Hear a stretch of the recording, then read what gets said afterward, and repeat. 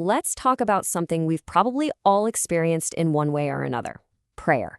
But we're going to dive into it from an angle that might just, well, it might just change everything you thought you knew about it. I mean, really, have you ever been there? You've prayed for something, poured your whole heart into it, you were as sincere as you could possibly be, and crickets. Nothing. The situation stays exactly the same. It can be so frustrating and honestly a little confusing. So yeah, that brings us to the big question, right?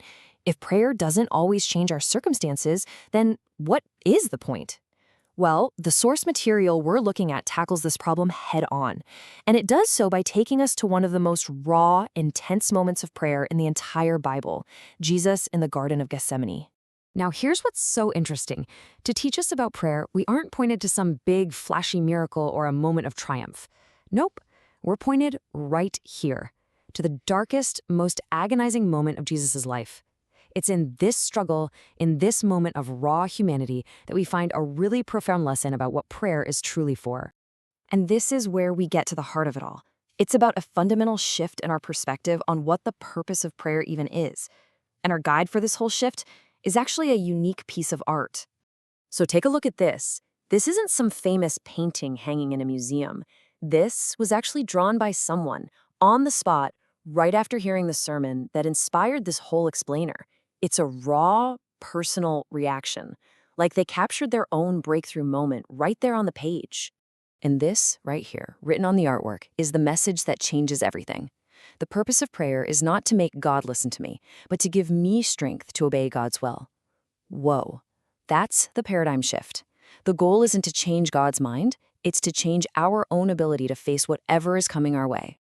Okay, so that sounds great, but how do we actually get there? How does that work in real life?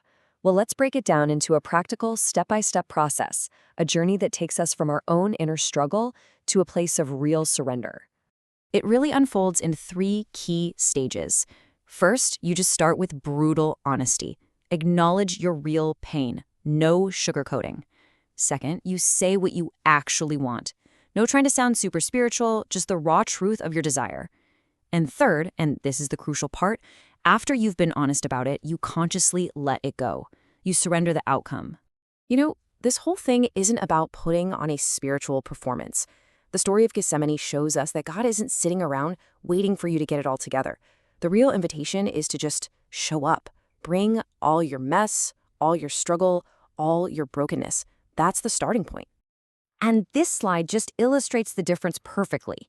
On the left, you've got what you might call coercive prayer. It's basically making demands. You have to give this to me.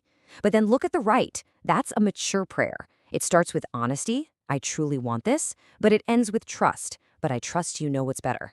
See the difference? It's a conversation, not a demand. Okay, so let's talk about the payoff. If we start praying like this, what's the result? What does it actually do for us? This leads to a really, really powerful metaphor. Think about it this way. Prayer isn't some kind of extra credit assignment you do to become a better spiritual person.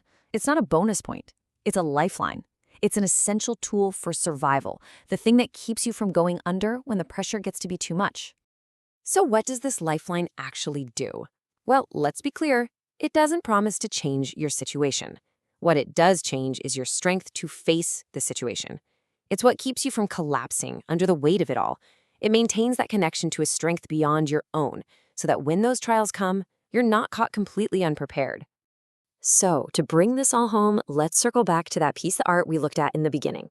It really works as the perfect final metaphor for this entire idea. The person who drew this image said something so powerful about it. They said it's not a finished painting, it's a life in progress. And isn't that just it?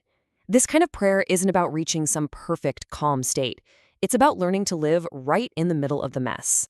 I mean, just look at those swirling, almost chaotic lines.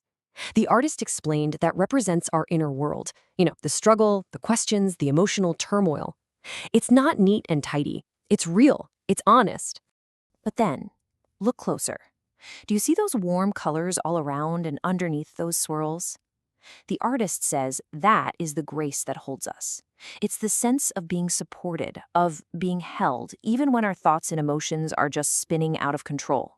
The chaos is real, yeah, but it's not the only thing that's real. And that brings us to this final big question. What if the real answer to our most heartfelt prayers isn't actually a different outcome? What if the real answer is a different you, a stronger, more resilient, more surrendered version of yourself, ready to face whatever comes next? That's the paradigm shift.